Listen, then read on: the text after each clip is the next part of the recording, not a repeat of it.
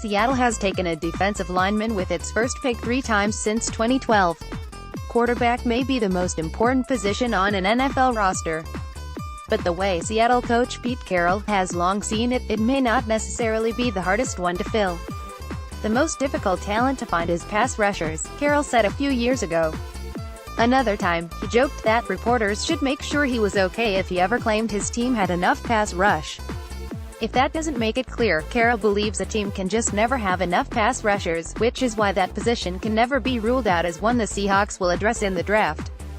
In fact, 3 of Seattle's last 6 first picks, not all in the first round, but the first pick the team made were defensive linemen drafted specifically to help the rush: Bruce Irvin in 2012, Frank Clark in 2015 and Malik McDowell in 2017.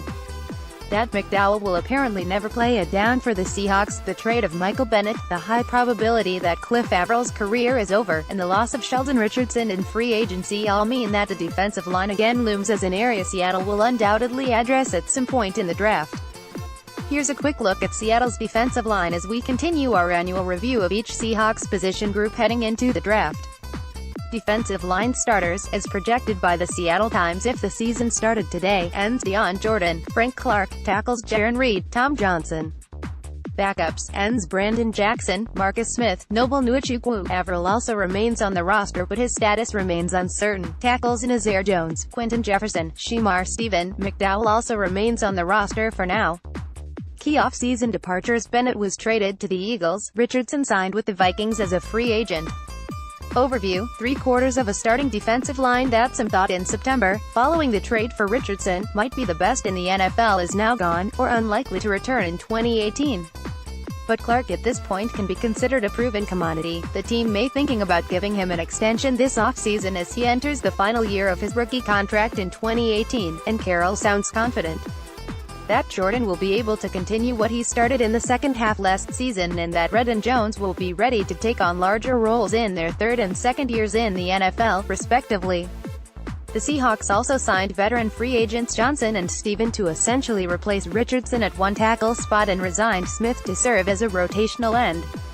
Barkevious Mingo, listed as a linebacker, was also signed as a free agent and expected to fill an Irvin-like role of playing both linebacker and on the edge. But that still leaves plenty of need and room for a rookie or two to step in, especially on the edge. Draft need: on scale of 1 to 10, 9. It's hard to fathom the Seahawks won't take a defensive lineman at some point in the draft, and if Seattle keeps its pick at no. 18, doing so in the first round makes a lot of sense if the right player is there. Potential draft fits: Vita Vea, Washington. The Mammoth Husky tackle probably won't be available at 18. But Seattle has been doing its due diligence on Vea just in case he either falls or an opportunity arises to move up, reportedly meeting with him for dinner on Thursday night. Fun fact: Seattle has taken only one Husky in the first round, tight end Jeremy Stevens at number 28 in 2002. Maurice Hurst, Michigan. Hurst was regarded as a sure first-rounder before he was diagnosed with a heart condition at the Combine. The exact condition has not been made public, which apparently he has played with since his freshman season.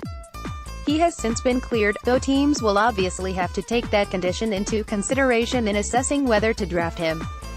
Seattle is among the teams who have had Hurst in for a private visit since the Combine.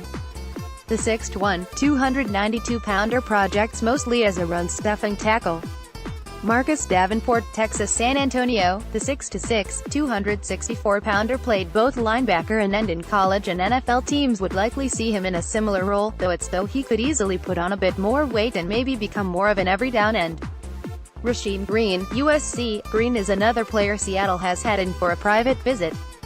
Is only 20 and as such, is regarded as likely to need some time before becoming a significant contributor.